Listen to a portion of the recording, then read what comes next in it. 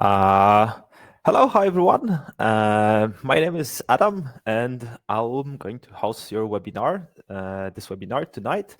I said tonight because here in Poland, in Warsaw, where we are based in, it's around 8 p.m. today, and it's our second webinar today, especially made for different time zones. But don't worry, I'm pretty energized, so I think I might be even a bit too fast. In case that's the fact, then please just let me know. I'm going to slow down. So today's webinar, it's going to be about the ability to test mockups, website mockups, both on, actually not both, but basically on any type of device. So whether this is a desktop device, tablet, or a smartphone, there's a new option to test it within RealEye, also gathering the eye tracking data, and most importantly, analyzing the results in the aggregated way that was not possible previously with the live website module. So here I am today to show you a short presentation at the very beginning and then tell you a bit more about new feature.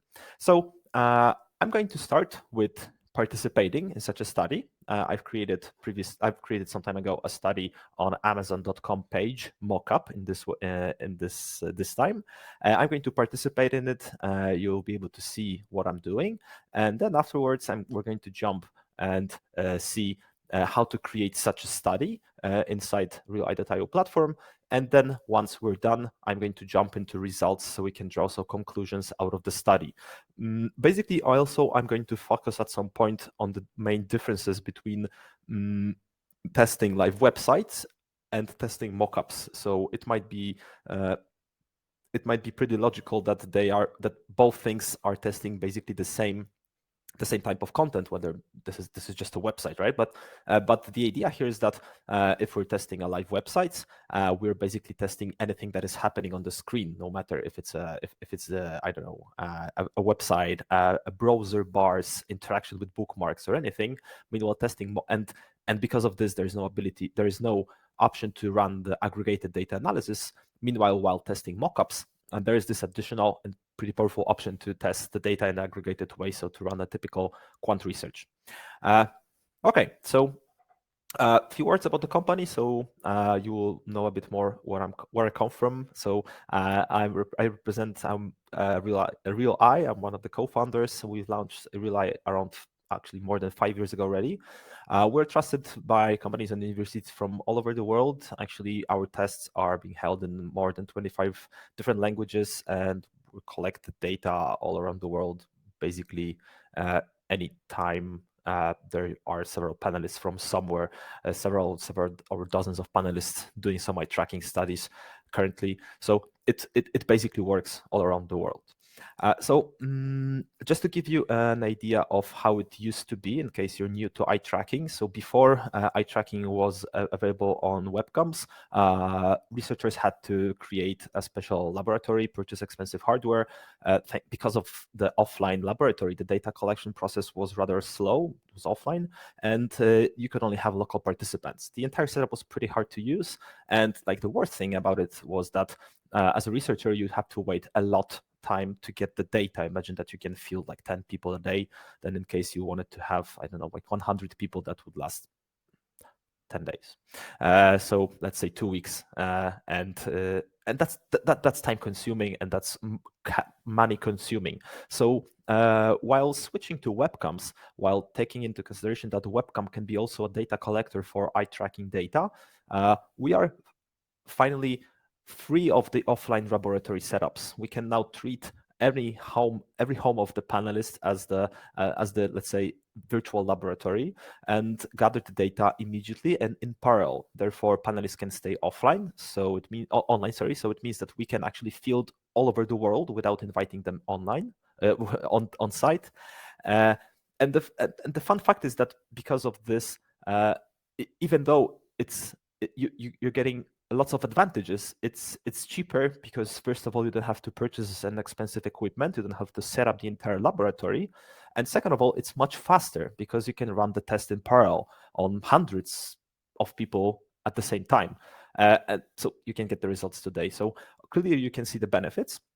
Of course, there are a few downsides, and I think the biggest one at the moment is that the accuracy of webcam solutions is not as good as the hardware infrared dedicated eye trackers. We like to say that the offline dedicated eye trackers have the accuracy of a letter size accuracy. So you could probably get the information how people were reading a letter by letter. Meanwhile, if you're using webcam-based eye tracking, you can expect to have an accuracy for around like a website button, like, I don't know, CTA button or something like this, which in most cases is perfectly enough for having a research for user experience, quantitative research, or some shelf planogram tests or packaging tests.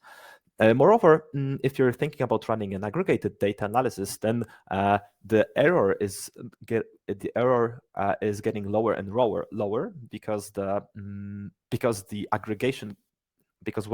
we aggregate the data, the average response error is getting closer to the actual tipping point of, let's say, like a Gaussian curve where the error will exist. So there's a high probability that the data will be right in the middle rather than somewhere else, just according to the Gaussian curve. Okay, I went a bit further than expected. That's probably sugar. So a bit deeper in RealEye, just so you know what else you could do with the tool. So not only webcam eye tracking, which is our, let's say, main pillar, but also attention based on eye movements and facial coding tools are available under the license. Reaction time tests, by saying this, I mean keystroke analysis. So let's say time to pressing any key, spacebar or enter or anything like this. Mouse movement analysis, so you can ask panelists to click on something to try to locate the product they would purchase, try to find menu button, CTA button, or anything like this. Also survey module that is built up on 5 different question types that can be asked in between eye tracking study, during the eye tracking study. And obviously, last but not least, the analysis dashboard that allows you analyzing the eye tracking data online, and also replay the eye tracking gaze recordings, analyze mouse movements, etc., etc. Again, it's all under one single license, and again, it's 100% online. So that's just one software that you can utilize to do all this stuff. So the best thing about it is that it works. Again, the company is already almost 6 years old, and we have a bunch of universities using our tool for regular data collection, quoting Byron Reeves from Stanford University. Everyone in the class was able to provide eye tracking data for the videos, analyze and discuss the data obtained from the entire class, all within a 90-minute lab. Like, that proves that there's a value here, and not making advantage of this value, but still using the old methodology can leave you simply behind. Okay. The point of having these webinar sessions is to basically help you take the leap of faith. As it always comes with the new technology, you have to trust a bit that it will work, that it will provide you the value that you're looking for. And it's not different with the webcam eye tracking. The market is used to old, heavy equipment, heavy and expensive equipment. Therefore, something shifted, time have changed, and right now we are in the position that we have to tell you, that we want to tell you, that we want to learn you, teach you that webcam eye tracking is actually possible, that it can do the job for you. So I'm here to help you take this leap of faith by showing you this presentation, by showing you the live demo. Also, in case you have any additional questions or concerns, we are open to discussions. You can reach us by myself by adam@realeye.io. I'll be happy to answer the questions. Okay, before creating the study, I would like to share my screen now and take part in the study that I have prepared. So let me just share a different window. You should be able to see my screen in a moment.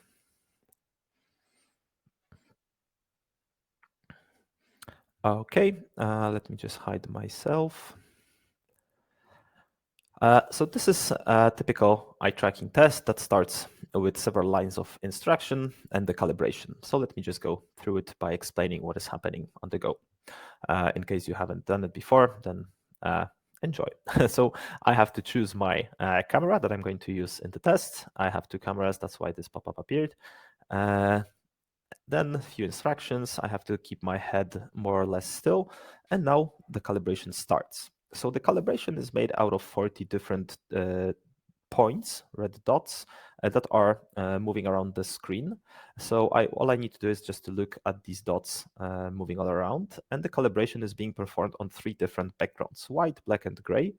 This is because the monitor itself is a pretty heavy source of light, and our system right now needs to learn how our face look like, how my face look like, my eyes looks like while I'm looking at different parts of the screen. After this part, you will see that I will be asked to destroy dots just using my eyes. And this part is called calibration check. So you can imagine that if I wouldn't be able to do it, then it means that I'm not calibrated well. Apparently, I'm calibrated. We can start. This is the study instruction. You will be presented with an Amazon.com website. Some of the pages are disabled for the test purpose. Use search to purchase drill kit and add to cart the one you like the most. You can use the search bar several times. Okay, that's pretty self-explanatory. So there it is. This is the Amazon.com website. I can freely browse through the entire page, through the landing page. But I was asked to use the search. So what I'm doing now is I'm hitting the search bar and choosing drill driver kit. These are the search results for this phrase, drill driver kit. So I now have to choose one of these, maybe something in the lower part. I'm basically browsing. I'm trying to look whenever more or less my mouse is, just to give you the idea of the accuracy. Okay, let's say that I'm clicking the first one, reading the title, scrolling down. I'm not sure about it. So let me jump to the second one. This one feels a bit expensive, too expensive. So let me just jump to the third one. Yep, that feels okay. But if I'm not sure, I can again do the exercise, again search it. I think I'm gonna go with the first one, the Denali. I like the price. I like the visuals. Okay, so I'm pretty confident. Just to see maybe some other things. Add to cart. And that's it. The test is done. I did my job.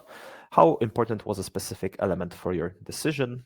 Power, it was rather neutral. Price, it was very important. Brand, rather neutral. And the promotion was rather important. That's a matrix type question that we can that can be attached to the mockup study. And basically, you can attach several different questions and display them after the mockup. Have you found the product you would like to purchase? Yes. How easy was the process? Next. Okay, so the test is done. Thank you for completing the eye tracking test. Actually, from the dashboard perspective, I will already be able to see my results. This is it. But I am not going to take a look at them yet because I would like to show you how to create such a study before we analyze the results. So let me start by creating new study. I've pressed this new study button, and as you can see, there are 3 study types. If you're familiar with our tool, you probably were used to having just 2 options. Right now, there is the second one in the middle, website mockup, and this is the one I'm going to choose. So Amazon Emo eye tracking study. Now I need to choose which devices I would like my panelists to join the study. So I'm going to allow desktop devices and tablets. I don't want to allow smartphones because my website is made out of desktop versions of the website. Study time limit. So I don't want my panelists to spend, let's say, more than 3.5 minutes. Ask panelists about name, gender, age. Highlight mockup hotspots after a click. That's a pretty useful feature that allows that helps out in case there's not many hotspots on the mockup. It's basically kind of like blinking the clickable areas. I'm going to leave it on. You can test it out by yourself in case you're interested in mockup studies. This is very common feature in mockup software. So the places where you are also building mockups for other purposes like InVision or Figma, the ability to highlight the hotspots. Optional intro message. Hello, please buy.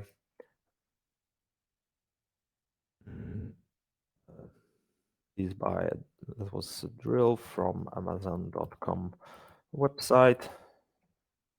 And basically the instruction that you have just seen previously, more or less similar thing.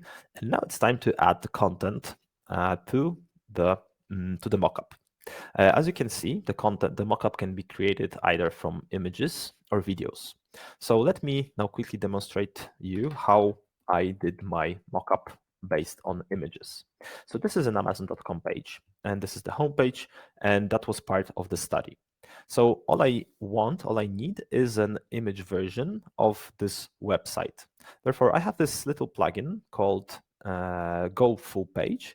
And what I can do is I can just use this plugin to create screen capture, to capture the screen and save it as a PNG, which I have done that before. I was setting up the study. So basically, I've just taken a long screenshot that imitates the full website. And I did the same for several additional pages. One of them was search bar open. And again, go full page, creating the screenshot. And that was the second mockup. When someone clicked the search bar, then he or she was being presented with the second image. Okay, third one, that was the search results. So similar thing, just capture the full screen page. You may right now wonder what is happening if there is some moving elements on the website, just like there was this video advertisement somewhere here on the top. And that's a very good question. In our case right now, there is an option to test mockups, which are created out of images or videos. So there's an option to record, not take a screenshot of a PNG of a website like this, but to record the entire screen or basically generate a screen as a video from any like video software like Adobe Premiere or anything like that, that contains not only the static elements, just like here, this is the image, but basically create a huge video that also includes the video right over here. Therefore, the moving elements can be actually animated on the mockup as well. To be honest with you, it's not going to eliminate all the questions about the differences between live website and mockup tests. As you can probably imagine, some of the moving elements are not just animations, but these may be, I don't know, like videos that can be controlled. There could be some animations, sliders, and different elements. And the idea here by testing mockups is that we want to test some hypothesis, some flow, and we want to have an overview of whether people are successfully finishing the job or not. And this is very often for mockup tests that the mockups are imitating the live environment. So the video tests will allow you to imitate it. Therefore, probably if your website is extremely complicated, that you might feel lack of some capabilities, and that's also kind of like fine. Then you can use the live website module. Obviously, you're going to miss the aggregated analysis. I'm going to tell about it in a moment, but it is also an option here. Okay, one last screenshot, and I'm going to go back to the creating the study process. That's a pretty long website we have right over here. Okay, so we have all the screens, all the screenshots, all the screens that we need to create a mockup. So what I'm going to do now is I'm going to add these images. Actually, I'm going to add a very similar images that I've captured previously to the study. Let's just give RealEye a moment to convert all these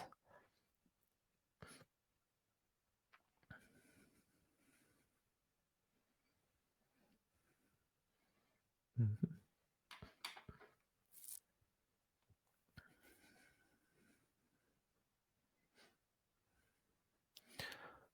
Okay, we are ready.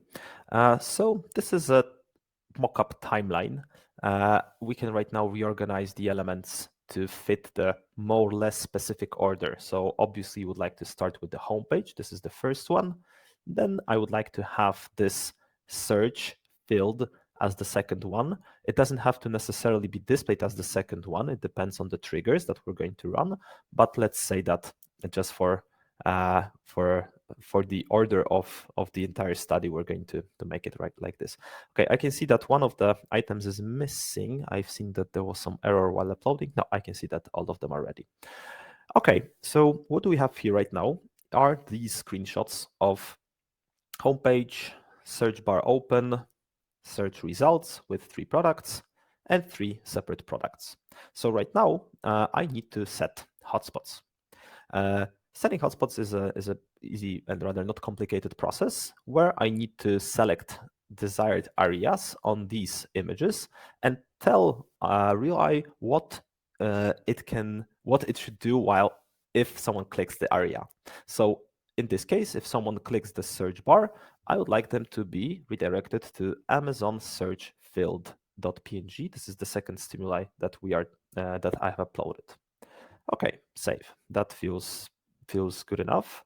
Then I'm going to set hotspot for the second one. And what I want here, I want to assume that if someone clicks the logo of Amazon, I want to redirect them back to the Amazon.home page. But in case someone clicks the search results with the drill driver kit, I want them to be redirected to Amazon search results.png. And that's what I just did. Again, save. Search results page, we will probably have a few more of these. So first of all, I'm always a fan of creating these hotspots for the logo. So people are used to clicking logo type to go back to the first screen. So I'm always doing like this. By the way, this is just the very first version of the mockup test. So you can the process of creating these hotspots is manual. In the further timeline, we are going to add the option to import mockups from Figma, InVision, and other tools. So all the triggers, all the hotspots will be automatically converted into RealEye hotspots. Right now, it needs to be done this way, but to be honest, it's not such a demanding job. So going forward, this one is going to redirect me to Amazon drill-1. I can copy the trigger and say that this is going to be drill number 2. And again, one more copy, drill number 3. Okay, that feels nice. So I'm saving it. And 3 drills. So the most important here is that our task was to finish the test when someone clicks add to cart. So I'm just marking these 2 buttons as a specific type of trigger, which is called finish test. You probably already know what it means. It's just going to finish the study. Also, I'm going to mock this item to open the search results and the logo type just to be sure that if someone clicks the logo, then he or she is going to be redirected back. So same situation here. That's going to be finish test, and last element right over here, the same thing. So what we have just done, what I've just did is I have created the entire mockup of Amazon.com flow where I asked panelists to choose the drill. We actually run a similar research like this on around 20 panelists from Prolific Panel, and we've gathered the results already. So I'm going to show you the results in a moment. They were perfectly fine by browsing this page and providing their eye tracking and mouse movement data that can be used for further analysis. Before going further, just one more thing, a follow-up survey that can be added at the end of the mockup. So there were, I believe, 2 questions. The first one was 1 to 5 rating scale. How easy was the process? That's simple question. And the second thing, that was the matrix choice. I'm quickly just going to show you how to create one of these. So grade how much impact had on the decision, and the impact was the price, how much price was impactful, promotion, brand, and the fourth one, as far as I remember, was the power. And columns 3, 4, 5, not at all. Rather small impact, neutral impact, rather big impact. So what I just did, I have created this type of question, a matrix question, matrix choice question type. I can randomize the rows, so it will just show randomly, and that's it. So the study feels ready. I can right now. I can either launch a preview, a quick preview, full preview, or share preview link with my coworkers, not necessarily registered in RealEye, or I can just launch the study by selecting the panelists, which is what I'm going to do. So let's say that I want to invite maximum 50 panelists to the study, and the study is ready. Send the participation link to your audience. So this is the link that I would have to share with my panelists. Again, the link can be localized in, as mentioned, around 25 different languages. In case your language is not here and you'd like to help us localize it, then it's just a matter of translating like 40 or 50 phrases. We'll be happy to add it. So just quickly, let me show you what will happen when I take this link and paste it right over here. You will be redirected to the test flow, and this is something that you have already seen, so I'm not going to do it again. All right, so we covered the study creation process. We've covered the fielding, so it's time to see what are the results. So as mentioned previously, I have created similar study and invited around 15, I believe, panelists from Prolific Panel to join me to join the study. We can see what we can see here is the dashboard filled in with the results. Here on the left, there's the participant list. I can tag my participants by different, I don't know, let's say product users, non-users, city. I can basically create some segments by just adding the tags for further analysis. But I can also see the individual panelist test flow as an image version of it, but also as the recording. I'm not going to show you the recording yet. I want to firstly show you the survey results. That can be done by clicking this button.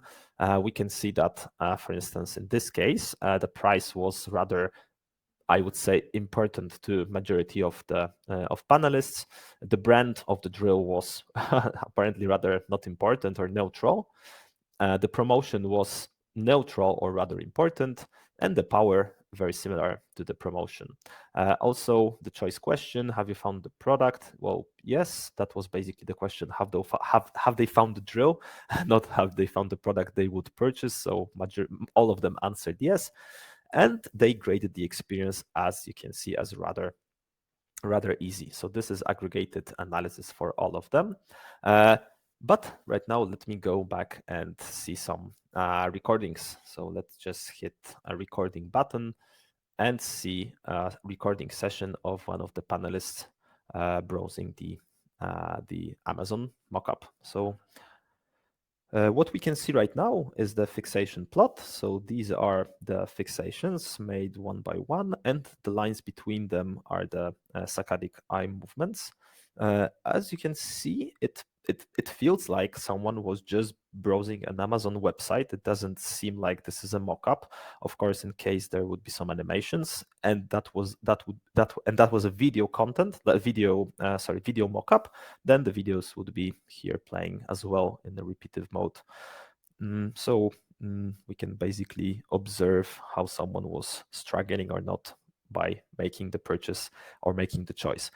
So this feels a lot like a qualitative type of test, as we can see a single individual panelist results. Again, here we can show the mouse cursor, but I think that was already enabled. We can also, instead of fixation plots, see the gaze plot, which is much faster and represents all the data points collected by iTracker, not only fixations that were basically calculated based on the fixation, using the fixation filter. Okay, but that's again very typical results for a qualitative type of studies. And in case you would choose to test a live website, so in case you would use the other option that our tool offers, this live website type of test, that would be more or less everything you could expect from running a research on a live website. So you could expect to have a recording and also some heat maps on every single individual website. So whether this is the homepage or the drill, or a single drill page, or sorry, these are not the pages, these are just panelists. So for instance, in the search results, you would just see only single panelist results. And here comes the power of testing mockups instead of testing live websites. We are going to have the aggregated data on all of these pages. So let me, for instance, go to the Amazon results page. I think that's one of the most important pages to see how the attention differs on the search results. So this is actually data from 29 tests. You might be thinking, why 29 tests, since there were only 15 participants? And that's actually a pretty good thought, a pretty good question. This is because there is something new in RealEye, and this is called exposure number or interaction number. And what it means is that every single panelist can see the same page, the same image several times by going back and forward in the mockup. So if we are interested in the general, how this page was perceived, then we can just use all the data that we have captured. But there is also an option to see how people were interacting with this page only on their first, let's say, and second visit. Actually, we can only see how they were engaging with the page only within their first visit. That also can be pretty interesting. Let me customize the heat map. What I'm doing right now is I'm not changing the data, no worries. I'm just changing the heat map opacity, so the data is the same. It's just the opacity, the density of the heat map that I'm changing to simply show you the difference. Okay, so we right now, as expected, have 15 out of 29 tests because that's the very first interaction. All right, I think that's the time to see some aggregated data. So let's see what was the average, let's say, time to first fixation for the first item and other metrics. So the first item was noticed in average after 0.97 seconds, and it was being watched for an average 1 second. In total, it got 55 fixations. So let's say like eye hits, eye clicks, and the ratio was around was 93%. It means that 93% of panelists have noticed this first element. Also, it got 4 clicks, and the average time to first click was around 3.8 seconds. This metric is very often being used by researchers to compare the average time to first click with the average time to first fixation. So the average time to first notice. The longer the time between noticing and click is, the less confident that the purchase decision was. So in this case, the purchase intention was, let's say, if we were going to compare, was around 2.8 seconds for the first drill. But again, that's only the first exposure. With the second product, there were 0 clicks. So I guess we don't have anything to compare. The average time to first fixation was way longer than the first one. It was 2.59. In this case, again, it was below 1 second. And the third time to first fixation was even longer, 3.2 seconds with 0 clicks as well. With using just 15%, we have just now basically proven the reading patterns from left to right. We can obviously remove the exposure numbers filter and see what was happening for all the interactions. So the first one got in total 9 clicks. The average time to first click was 3.29. So again, the purchase intention was in average 2.2. Meanwhile, the second product got in total 4 clicks, and the average time to first fixation between first click was very short. I would assume that since that was the second or third exposure, people were just they already have noticed, they already have seen the first product, and they just wanted to see the second or the third.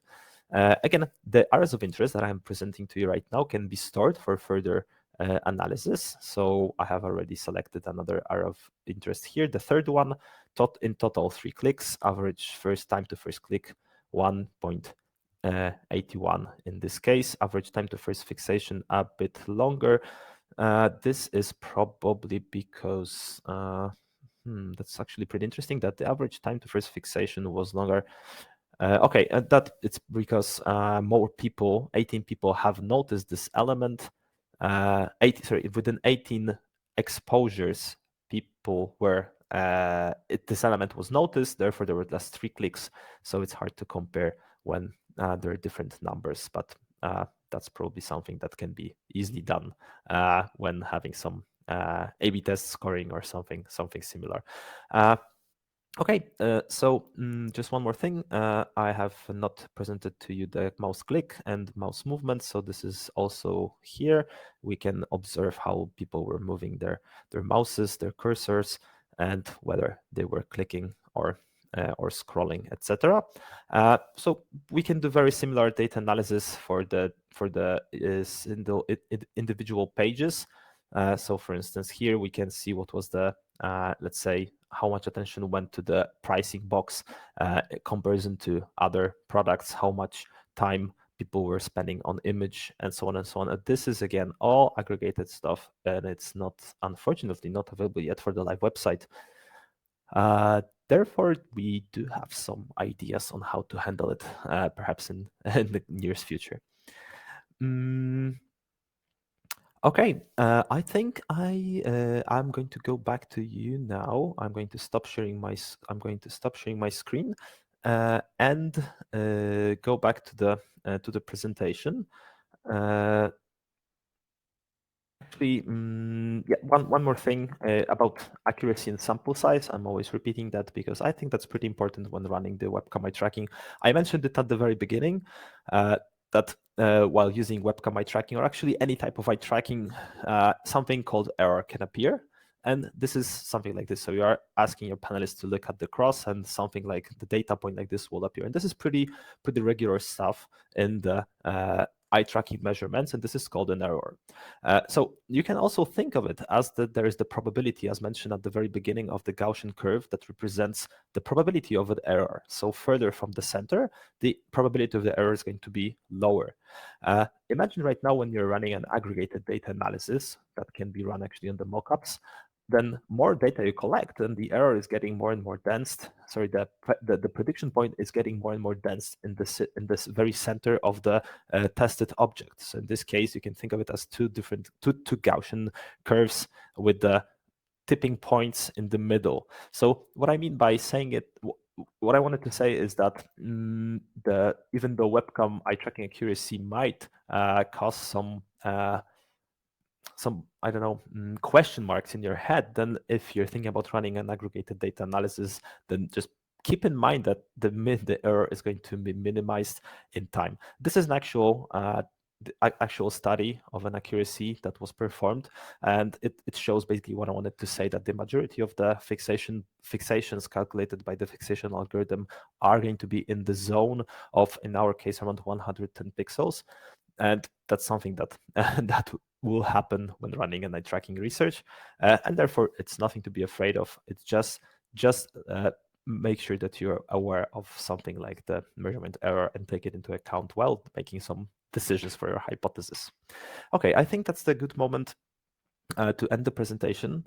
Thanks so much. If you have any additional questions, I'm available at adam@realeye.io. I'll be happy to answer them over email, or you can reach out to us through the website chat. Thanks a lot, and have a good day. Have a good night. Bye-bye.